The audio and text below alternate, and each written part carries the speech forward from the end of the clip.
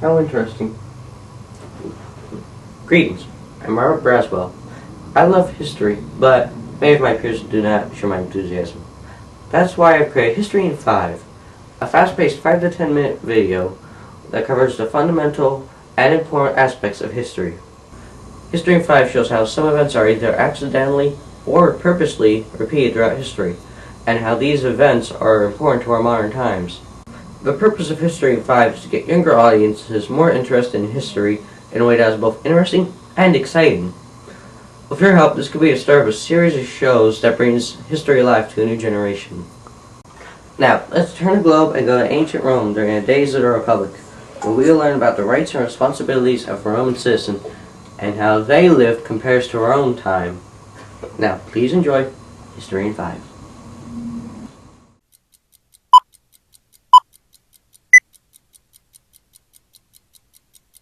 I'm Robert Braswell, and this is History in 5.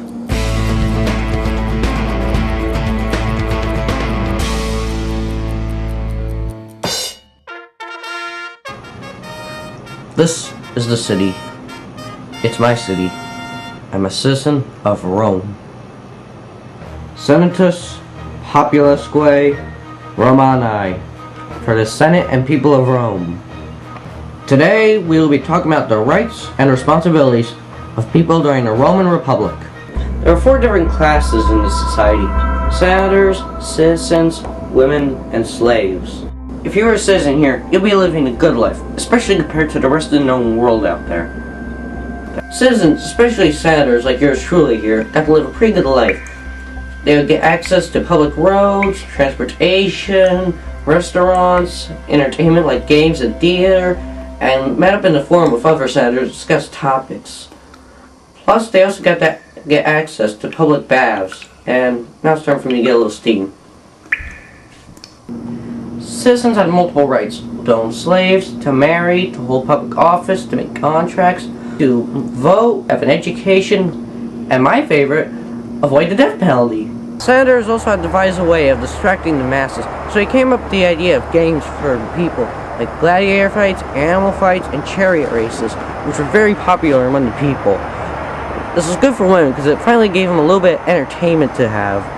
It was also good for slaves because if they spent enough time in the arena and were good at it, they could possibly earn a slim chance of gaining their freedom. Speaking of which, about the gambling, how much do I got? Let's see. I'm gonna try my luck.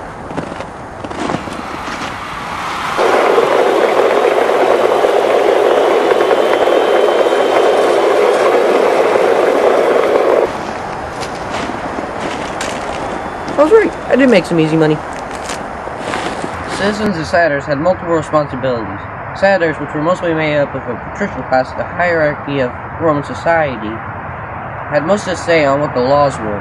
But that changed when the plebeians, which were the everyday people like farmers, merchants, all those kinds of people, introduced the tribunes, which will allow them to have a say on what the laws were in Roman society, so they had to have a little bit more freedom. This meant plebeians and patricians basically had the same amount of rights as each other. But there was one thing they all had in common. They had to follow a set of laws known as the 12 Tables, which predated the First Punic War. These were created because former senators would create laws just to fit their own needs. Basically, what these laws said was that for now on, you're supposed to do this and not this. For example, the Roman law said, if you have fruit that falls on a neighboring farm, you're allowed to go over and get it back. But sometimes, the rulers did not always obey the laws. And between you and me, the guys and I are kind of waiting for Caesar to come around to take care of a little business, if you know what I mean. Roman citizens wouldn't just have to follow these laws, they'd have to follow a whole bunch more. As long as you were alive, a Roman citizen would have to keep watch over his home, his family, his servants, and even his own grown sons. Which is a lot of work. But that's not all. A Roman citizen was not just expected to worry about his home, taxes, or paying tribute to the gods. He was also expected to do a 10-year service in the military.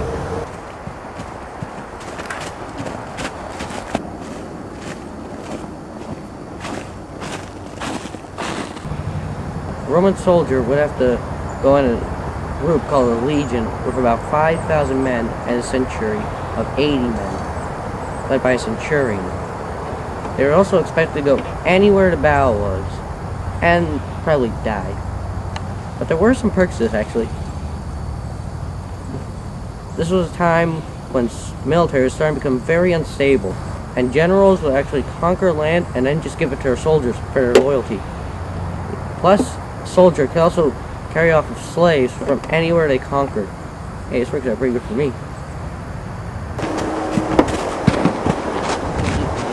Citizens were the only ones with responsibilities. There were also slaves who had to cater to every whim of their masters. The slaves would have to take care of like cleaning, cooking, raising the children, and shopping. A slave would have to make sure he got every command correct, or else he'll be punishable by death possibly. Speaking of which, where's my food? Oh, thank you, Puel. What? A wine? Dang. Didn't even wash it. One more fun fact about Romans. If you were a citizen, you weren't allowed to get crucified. Or on the other hand, not so much. But free women had it a little bit better. Roman women had a limited form of citizenship. Though held in high regard, they were not allowed to vote or stand for civil or public office. Women had the right to own property, engage in business, to obtain a divorce, but the legal rights varied over time. And that's a quick look into the rights and responsibilities of people during the Roman Republic. I'm Braswell, and this is History in 5.